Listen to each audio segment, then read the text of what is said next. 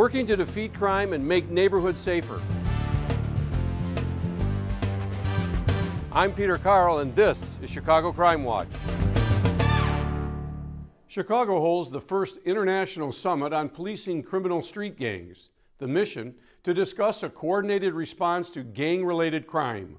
It is a challenge. We've said it over and over again. It's gangs, guns, and drugs. And if we can take out any one leg of that triangle, it makes our life a whole lot easier. Chicago Police Superintendent Jody Weiss welcomes 150 law enforcement officials and experts to the Policing Gangs Conference at the Sheraton Hotel.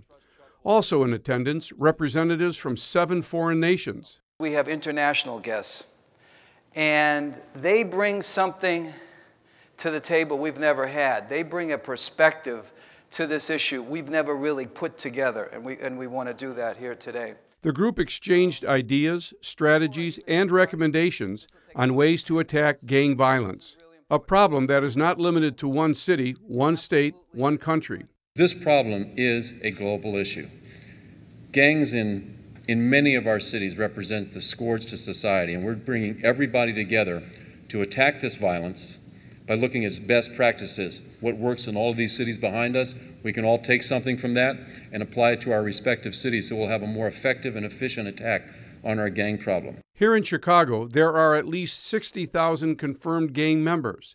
Officials say gangs are behind drug trafficking and gun violence, and they use the violence and guns to enforce their rules, causing neighborhoods to feel terrorized.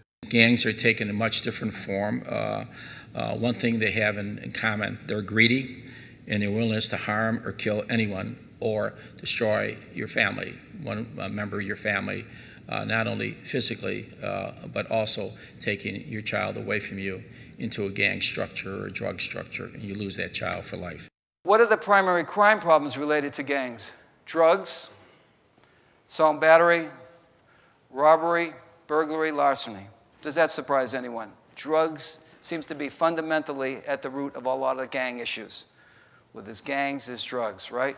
Police say the #1 drug coming into Chicago is cocaine, in various forms, especially crack.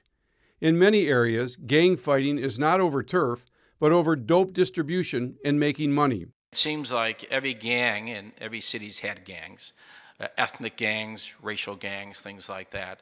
Neighborhood gangs turned into now gangs for narcotics. That's what it is. One end of the city to the other end, it's all about narcotics. Mayor Daley says due to the nature and structure of today's gangs, no single city can resolve the gang issue on its own. And there's a need now, more than ever before, for international collaboration. Participants also agreed the federal government is key to fighting gang violence. When it involves guns and it involves drugs, the drugs aren't, poppy seeds aren't being plowed in Iowa, and cocaine isn't being grown in upstate New York. It's coming from outside the borders, and we think there is a rightful role for the federal government. During the session, officials shared strategies that are working in their jurisdictions. And they added it takes more than just the police to squash the problem. It's not just the enforcement and the suppression.